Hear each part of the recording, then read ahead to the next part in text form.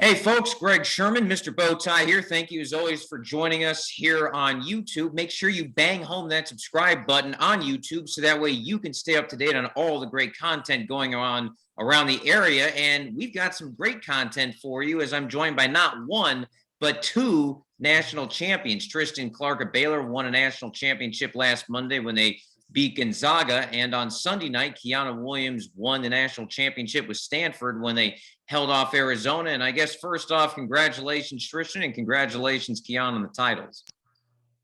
Thank you so much, sir. Thank you. Thank you. Well, the title games went about as complete opposites as you could. And I guess I'll start with you, Kiana, taking on Arizona. I had heard a rumor that in the second half of that game and then the few minutes after it ended that antacid sales at all the convenience stores around the dome went up about 300%. Is there any truth to that rumor? I have no clue, but I wouldn't be surprised. It's that winning effect. Yeah, I got to ask you because it looked like you all were going to beat Arizona, who had upset UConn in the semis, and then McDonald brought them all the way back. And your thoughts in your mind as that fourth quarter rally was going on, and then watching as McDonald's shot went up and almost went in. Yeah, coming in, we knew it was going to be a tough game. We played them twice in the Pac-12, so they're kind of our Pac-12 rivals. And we knew how good McDonald was. She willed her team to a national championship game, so we knew it wasn't going to be easy. And that last shot, we all knew who the ball was going to, so we just tried to make it as hard as possible. I got to ask you, if that shot had fallen and Arizona had won, how would you have been able to get over that? Just because I know you'd lost in the Dome before in the semis to Duncanville, although Duncanville was probably the favorite, that would have been really tough for you to overcome just because it was your local championship. Yeah, it would have been hard, but Tar teaches us to be the same people whether we win or not. So just thankful that she didn't make that shot and that we are natty champs. Tristan, you didn't have to sweat it out quite as much. A lot of people thought that Gonzaga was going to complete the perfect season and beat Baylor, but not only did Baylor beat them, they blew them out. Was it really that easy, or was there some sort of extra motivation because everybody thought it was Gonzaga's championship? Well, I mean, our team we're a team full of underdogs, a lot of guys that transferred in and just had to work hard all year and all their life. And all year it was always us and Gonzaga all year. So there was always, the rivalry all year. And when we finally met them in the championship, we just knew we were better than them, and we just wanted it more. And it was just evident in the championship game. And I'm just proud of those guys for executing and making history. Do you think it was kind of a little bit of a shock when you guys were able to get off to that quick 7-0 run because they never made a run to get back into it? I wasn't shocked because I've been practicing with those guys my whole college career, so I know what they're capable of. And I just knew Gonzaga wasn't ready for the type of players that we have, and they weren't able to defend the type of players we have. And defensively, we were just too much for them. And I just feel like I wasn't really too shocked, but to the nation, that was definitely shocking for sure. Baylor men usually aren't underrated or go under the radar, but it really kind of felt like they had because a lot of us were talking about the Baylor women, Alyssa Smith, who, if not for that controversial call at the end, Baylor may have played Stanford in the final. Did you guys kind of take advantage of that just because all the headlines, rightfully so, were for the women and that you guys were able to sneak all the way through to the championship? Well, yeah, here at Baylor, a lot of our women's teams are very elite, and there's multiple women's teams that are national champions. So we definitely just wanted to continue that and be the first men's team to win the national championship. And I guess all that championship, the championship's just in the air in Waco, so I guess it just rubbed off on us, and it just gave us a championship in Indianapolis. Kiana, the storyline coming into the women's tournament was all the San Antonio players trying to represent San Antonio as well as their teams. There were 7 players that had ties to San Antonio that played in the tournament. How did you think it kind of went? I know you won, obviously, but how do you think it went for everybody representing San Antonio? You, Alyssa Smith, Gabby Connolly, even Deja Kelly, among others. I think it went well. It was really neat for the city. Younger girls, younger boys to see that San Antonio women's basketball. They had role models, right from the city. So I think it went well, and I think everybody represented their not only their university, but they represented the San Antonio area well. I know there was disappointment that Nalissa lost to UConn because a lot of people thought that the UConn Baylor winner was going to get to the final. Arizona then upset UConn in the semis. Was there a lot of chit chat back and forth between you or any of the 6 or 7 players, just keeping up to date, not just on the court, but as well as just kind of getting to rekindle some memories? I text a few people just wishing them good luck and telling them to represent.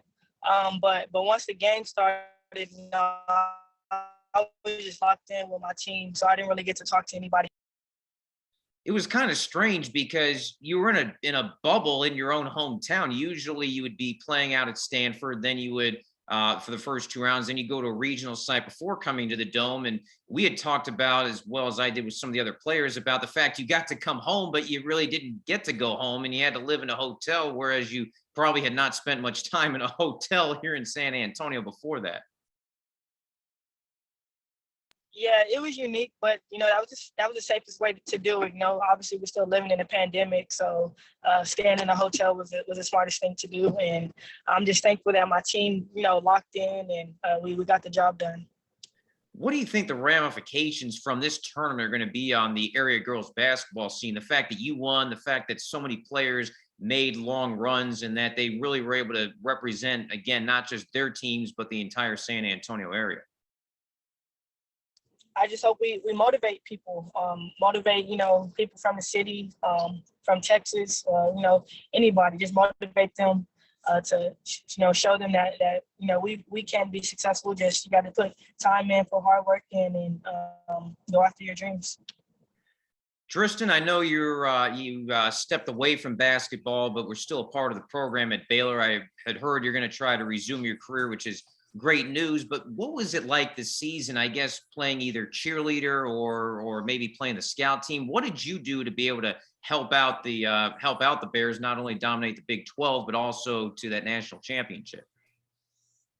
Well, I was just a good teammate to everybody. I just showed love to everybody. I'm very introverted. I'm to myself, so I'm not a guy that's going to give you speeches and tell you what you need to do. But I've been with my team for the last 4 years, and I know those guys, and they're all my brothers, so they all know what to do, and it's all business when we step onto the court.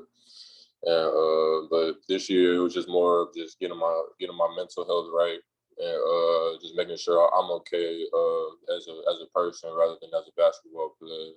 But my team understood that, so I kind of took some time away from the team, and because of COVID restrictions, I wasn't able to be with them as much. But I was still part of the team, and I'd still come to games here and there, and I'd still support them as my brothers. So it's all love. We were talking about how the women's tournament was going to impact the local basketball scene, but the Cole boys at the Dome a few weeks prior won the state championship, not only beating Tatum, who was the favorite, but they blew them out. It was the first on-court state championship for a boys team since 2002. How do you see that potentially maybe being able to help grow the boys scene now that we finally have a title and the Cole boys look like they may be in the middle of a long run of success? Yeah, San Antonio always had talent. They always had guys that can play. It's just Houston and Dallas, they also got guys that can play. So it's very competitive here in Texas. But in San Antonio, I just feel like the more kids that's growing up seeing players like me and Kiana, change programs and make history at schools that they're at, I feel like they're going to want to do the same, and they want to look up to that, and they're going to work hard to try to achieve that and more. So I'm very excited for the future of San Antonio and the basketball scene out there. You both played at San Antonio Wagner. We know that district is so rich with stuff, with Wagner, with Judson, with Veterans Memorial on the girls' side having early success. I know Steele and Clemens have been to at least the state semifinals in the last handful of years. And Tristan, I mean, this kind of feels like the boys scene is going to continue to grow, and hopefully we'll see some more success with the boys basketball. Yeah, for sure. That district is, to me, that's like a Division I district. A lot of Division I players come out of there. A lot of pros come out of that district. And I just feel like, San Antonio is underrated. And but guys just got to get better. Guys just got to keep working and just have pride for their city and just keep working. And the results are gonna show. And I'm excited for San Antonio. I feel like it's a place where it's all family, it's all love, and a lot of great players came out of there. So I feel like it's going in the right place right now for San Antonio. Kiana, you don't get much of a chance to celebrate because the WNBA draft is just a few days away. How's that draft prep going? And does it kind of help that the draft happens right away versus the NBA draft where there's about 3 to 4 month layoff between the end of the college season and that draft?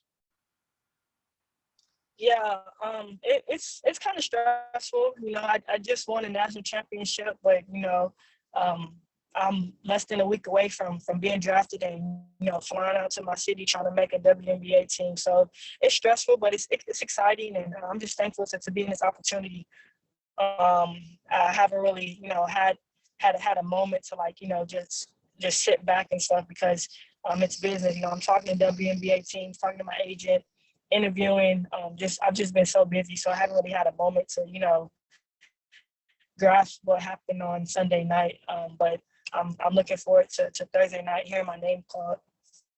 Yeah, and I kind of chuckled when you said the word agent because a week ago you were dealing with all the under the NCAA rules, and now that you're finished with your eligibility, you don't have to worry about that anymore. What do you think is? I know you'll say, "Hey, I want to get picked by any of the 12 teams. I really want to help out." But is there a situation where is it better to be drafted by a team that didn't do so well last year, where you may start right away, or is it better off getting drafted by a better team, even if you're not starting right away? I can't really say. It's the pro level. I feel like there's only 12 teams and 12 spots, so there's only 144 women. There's only 144 job opportunities. So whether I'm going to a team that's successful or not successful, I'm gonna be thankful just to hear my name called and have the opportunity to make a team. There's not one specific team I want to go to because the San Antonio Silver Stars aren't here anymore. So wherever I go, I'm gonna be thankful. I'm sure one day though you'll be one of those players that'll eventually own a team, and I'm sure we'll get the Silver Stars back from Vegas or another team here in San Antonio. That I will hold you to because I'm fairly confident that will happen one day. It's a big. Go ahead, Kiana. I said I hope so. Yeah, it's a big year for the WNBA. This is the 25th anniversary. I know you two weren't around when it started. I was in '97 when people wondered, could a women's sports league ever work? Because we had seen basketball leagues come and go. We had seen softball leagues come and go. And Kiana, it's the 25th anniversary. I know you haven't played in the league, but this really kind of marks how women's basketball and really women's sports have been able to grow over this last quarter century. Yeah, absolutely. Women's sports have come a long way. Women's basketball has come a really long way, and there's still a long ways to go. But I think when people always try to compare the women's game to the men's game, I think we're doing ourselves a disfavor. Two completely different games, men's style and women's style. I just feel like people need to be appreciative for basketball in general as a sport, whether you're a man or a woman. Tristan, I know you had stepped away from Baylor temporarily just to get some stuff taken care of. I didn't want to pry too much into that, but obviously a lot of people want to know, how are you doing? How's everything going? And obviously it's a big step that you're getting back into college basketball. Yes, I just took this time off. I took this year off just to get my mind right, my body right. I just feel like coming into the season last year, I just wasn't prepared mentally and physically to play the way I know I can play. So I just had to make a hard decision and just sit it out and just watch my team, do what they do. But I feel a lot better now. Mentally, I'm in a way better place. Physically, I've been working out for the last couple of months, and I just feel really good. I'm confident that I can get back to what I was doing before I got hurt.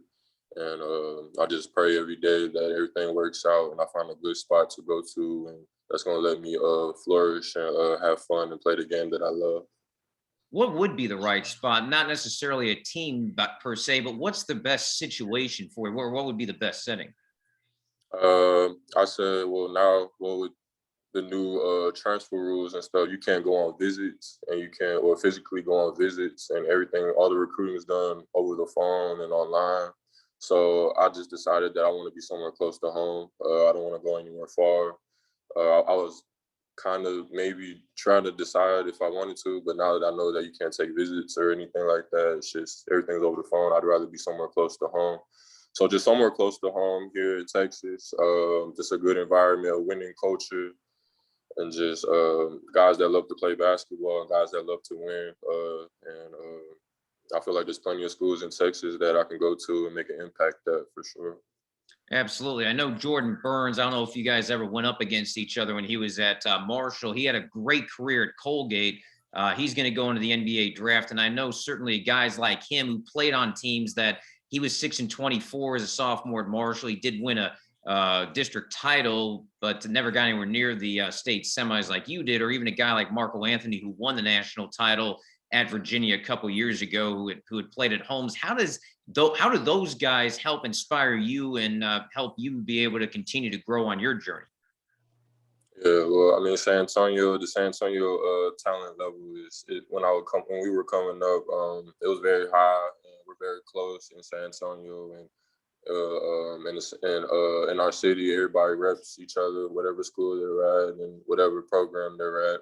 It's all love because we love our city and we love everybody that comes out the city. So it's really a family atmosphere in San Antonio, and I'm proud of all those guys that achieved and all the women that achieved great things over the years. And you definitely look at that, especially being from Wagner, and you seeing two guys that made the NBA, and they used to live in the same neighborhood and went to the same school as you. So just seeing that every day is really inspiring. And I feel like, me and Kiana definitely rubbed off on us, and we wanted to achieve more and try to get to those shoes closest as we can to fulfill those shoes.